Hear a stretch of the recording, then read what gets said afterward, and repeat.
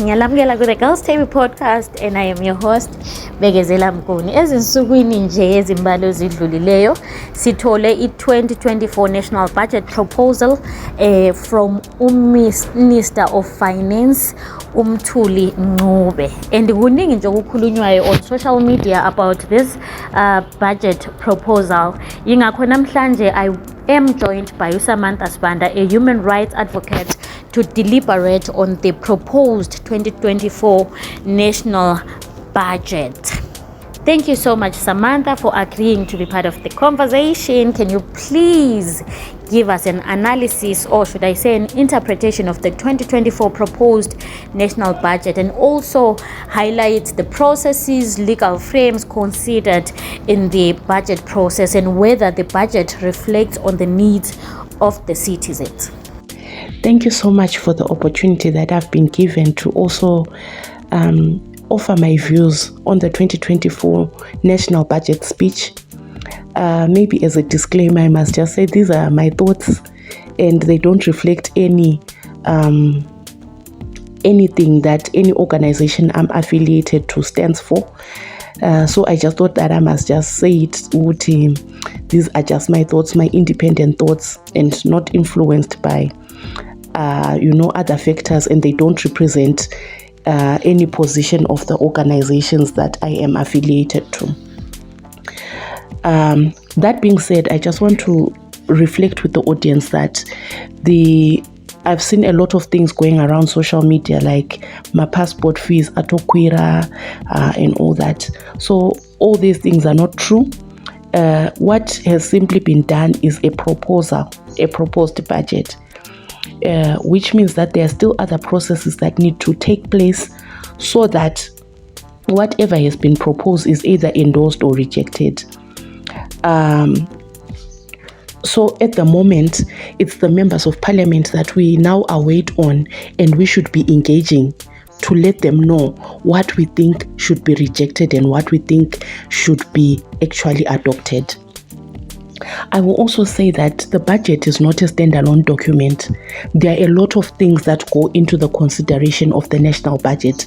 I'll just explain a few things. We've got a constitution that the budget must adhere to. We also have a lot of things like the international instruments that we sign. In the disability sector, we've got the United Nations Convention on the Rights of Persons with Disabilities. We've got a national disability policy. We've got other acts that also come in, legal instruments that come in to influence the national budget.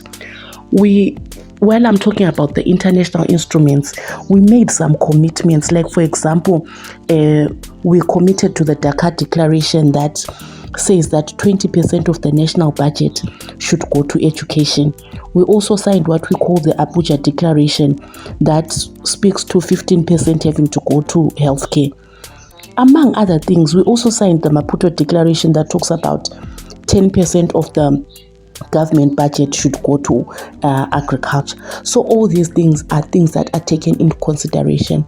We also have, according to Section 141 of the Constitution, the right as citizens to contribute to the national budget.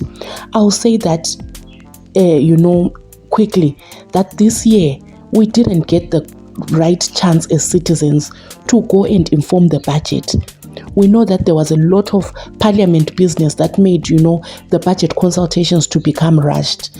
So the constitution of the parliamentary portfolio committees was delayed, and so as we know that the portfolio committee on finance is the one that goes to the communities to ask of the views of the people. So it was really, really delayed. I see that there's a gap here where the CSOs have a huge task to know the budget cycle, to know the budget calendar, because generally this budget cycle follows the dates and they are consistent, they don't change. So if as CSOs we know these things, we have got the mandate also of educating the citizens. So there are a lot of things, as I have said, that come into the budget. So I just want to raise a few issues that I saw having said that, there are a lot of things that come into consideration. So I talked about the constitution, legal framework, there is the views of the people. There's also what we call the national budget strategy paper. That one is issued before we even put any thoughts into it, whether the ministries or anybody wants to contribute, which is all of us really, to the budget, must refer to what we call the budget strategy paper. This is the outlook or whatever we are looking at funding in the coming budget. So that budget strategy paper is released for people to look at, and then they must kind of align what we need to that budget strategy paper. We also have what we call the National Development Strategy 1 that runs up to 2025. It proposes a lot of things that the country's revenue must be directed to. One of the things is things like image building. There are things like devolution. All those things, they also are considered. We also considered the SDG framework, the 17 SDG goals that we're also supposed to adhere to. We signed and we also dedicated ourselves that we will contribute to the indicators of the SDGs. So as you can see, there are a lot of things. The budget is not just a standalone document. And then I want to submit to the audience that there are some things that I want to talk about. Number one is the increase in the toll gates, a proposal to increase the toll gate fees. So for me, I think that it's very unfortunate that we want to increase the toll gate fees from a citizen standpoint, because there are a lot of people that depend on, going to other cities to kind of raise their money. And I'll stay at the point that we must also recognize that we are in informal economy. People, they just they make a living from what we call inshonungwava or just hustling. So it's unfortunate that in that economy we now want to increase the toll gate fees.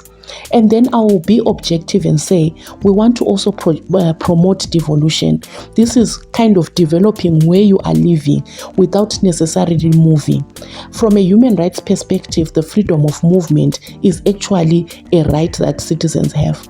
But also we want to discourage the movement because we're saying we want to develop our individual spaces. So an increase in the toll gate fees might discourage people from moving from place to place and force them to kind of develop where they are living.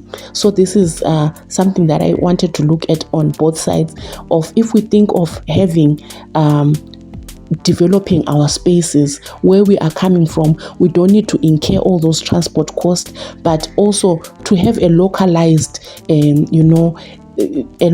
point of view of how we raise our own revenue, how we improve our own cities without having to migrate to other places. That also speaks to the $200 passport fees. We have seen a huge leap in the brain drain where people are leaving the country to go and do whatever they're doing outside the country. So also I'm thinking that it's a way of discouraging people to move out, but it also infringes on the right to freedom of movement. So I also noticed that there was also a wealth tax that was proposed. The idea of a wealth tax is not a bad idea. I will just say it from the get-go that wealth taxes are something that are increasing the world over, because we are seeing that even since COVID, the rich are getting richer while the poor are getting poorer. So the wealth tax is a proposal for the richer folks in the population to increase what they are giving back to the country. We know from the analysis of those rich people, they've got a system that favors them. They've got a lot of things, political even favors that make them be ahead of others. So yes, they must give back more to the economy. What I'm proposing to the people is that the wealth tax should also speak to, the needs of the poor populations. I looked at what Mthuli is proposing, that it must develop infrastructure. To me, that speaks of a better image that we want to give for our country. We want to improve infrastructure so that people can be confident to invest in Zimbabwe. We've got the internet infrastructure that still needs to be improved. We've got AI that's coming. We still don't have infrastructure for that. That is the bigger picture. But the urgent thing is for us to address the inequalities of those people that are suffering. So I think that for a few years, the world tax should just be directed to improving the lives of, the poorer population. Maybe it should go to how women or people in the rural areas are suffering and they need, to be cushioned on other things. So why it's with the houses, I'm also thinking that to measure wealth, it's also very difficult. I've seen some countries that they tax like helicopters, they tax private jets. These are a sign that somebody is wealthy. So for us, Mtuli has chosen to tax according to the houses that you own, or so I think that it should not be 100,000, but also it should be increased maybe to 300,000, because we see that the thresholds of 100,000 is a bit too low to say that somebody is wealthy. So these are the three things that I wanted to just zero in on as we talk about the budget being pro-poor or pro-citizens. So I skipped another stage. There's what we call the pre-budget seminar that policymakers sit at. I was amazed that the people were saying the NRZ thing, but I found that at the pre-budget seminar, while I was sitting there, many honorables uploaded the idea of having having NRZ working again, which is our railway system, which is cheaper to carry the goods and everything. So if we do that, according to them, it was to improve also. We're saying that the migration, it will also cut on the fees that you pay on toll gates. It will be free, like a transport system that will be more favorable even for poorer people. Ngiyafunda, and you've said a lot of things ekade ngingazazi. As young people, we do not have enough information when it comes to national budget consultations, ukuthi what happens vele ukuthi kuze kuthiwe nansi i-budget. Some of us don't even appreciate the importance of participating in these consultations. Sikhala mase kunzima. Mina vele bengikhala ngendaba yama-passport anyway, because njengomuntu ozayenza i-NS8 soon bese ngibona ngani I'm affected. But I understand ukuthi maybe some of these things ziyasikhalisa, but it's important ukuthi zibe khona ama-taxes that asefakwe ku-budget le. But I'm happy futhi ukuthi you are saying this is not the final budget. Kusasele chance yokuthi if we are not happy, lathi sikhulume imbono yethu izwakala. Samantha, just to find out ukuthi, is the 2024 national budget gender responsive? Does it cater for the needs of the marginalized communities? So in terms of being gender responsive, there are two things that people must look at. A gender responsive budget, there's what we call the twin track approach to being gender sensitive. So number one is the targeting, which means that we target things that are specifically maybe for women or specifically for men. Considering all these things that they go through. And then there's the mainstreaming. What I saw from the national budget was that there was a lot of mainstreaming, which means that the things that are just benefiting everybody else, I do benefit the women also. But the targeted thing that I saw was on the menstrual, the allocation for menstrual health.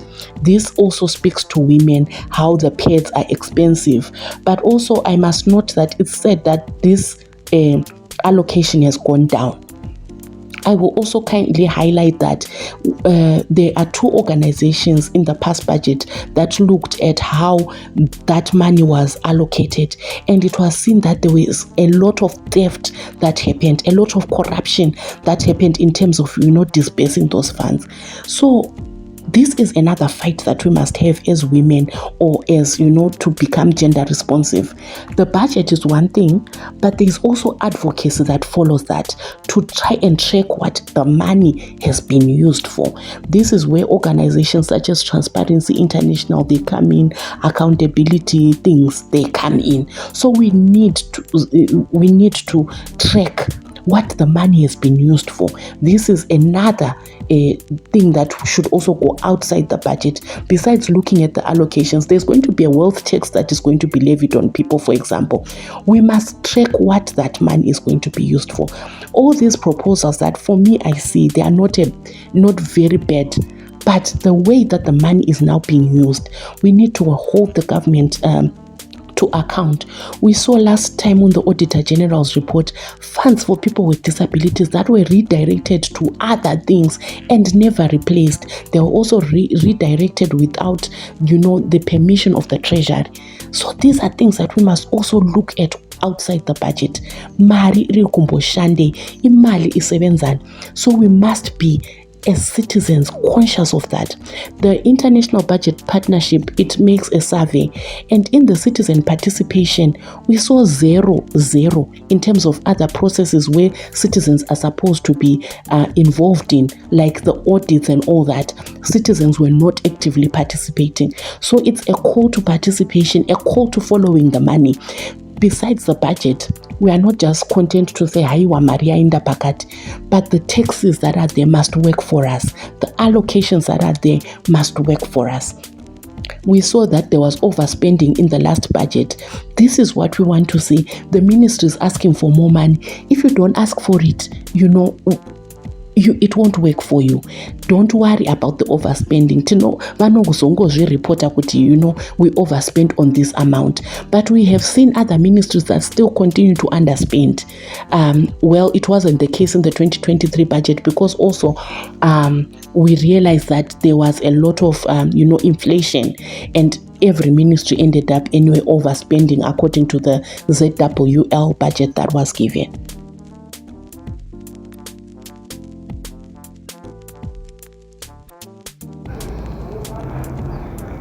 As a young person, and for the first time, I attended the budget consultations, although I wasn't really sure of what was going on, because Bengala Hido Entagimi, and some young people didn't attend because it was a virtual meeting, especially people from marginalized communities where there is no network, and talk of lack of access to information. Some people didn't even know what wagulama budget consultations are happening online. But to you, Samantha, as someone who attended the virtual meeting for the budget consultation, does the budget speak to issues raised during the consultations or not?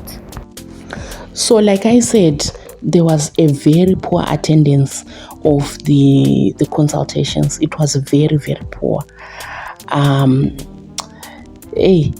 So I don't think that the budget consultations were thoroughly done. That's the first thing. And like I said, there are a lot of things that are taken into consideration for your submission to make it into the budget. And what I saw was some of the people who were contributing towards that, they weren't knowledgeable about the budget strategy paper. They weren't knowledgeable about other documents that must come into the budget, so that your contribution must be substantial. I remember there was someone who was talking about is it a lack of access to justice? This one is not even a budget issue. Okay, I wouldn't know where it comes in. So at the end of the day, there are a lot of things. I remember there was the other person who was saying it turns into a Richemo meeting. Like, we are just pouring out our hearts. We are not focusing on what the budget is supposed to be. The last thing that I want to submit to the people in all this discourse that we have been talking about is, let's also as citizens think of a way in how our country can generate revenue. This is something that I saw was missing a lot from all the discourse. how do we generate revenue? So far, what we have, and as the finance minister said during his speech at the pre-budget seminar, the highest contributor to the country's revenue is the taxes. So for us to have a good healthcare, for the government's workers to have the salaries, it's the taxes that are contributing more. So we need to look at strategies of how we can generate revenue. I love what Professor Amon Morirwa is doing with his ministry, that, they are now starting the businesses for the universities and all that, or the education 5.0, or whatever they call it. These are ways that they can generate income for their own ministry, and make sure that, they have funds that are there. So we have to be challenged to also think about, besides taxes, how can we generate revenue as a country? Again, thank you so much for inviting me. Good day. Thank you so much, Samantha, for being part of the conversation. We learned a lot. There are a lot of things that we overlook as young people. We don't appreciate the importance of attending these consultations only to cry izinto sezinzima. And I'm happy you mentioned that we still have a chance if we are not happy with the budget, because this is a proposed budget, not the final budget. I hope our voices will be heard as young people, because yithi si affected kakhulu bakithi indaba ye passport iyo nje ngilimaza kakhulu. And until next time, from the Girls Table, siyabonga, and don't forget to follow us on our social media pages. Go Twitter, it's table_girls. Go Facebook, it's the Girls Table. Go Instagram, the.girls table, and we're also there on YouTube, where you can access our podcast, our talk shows.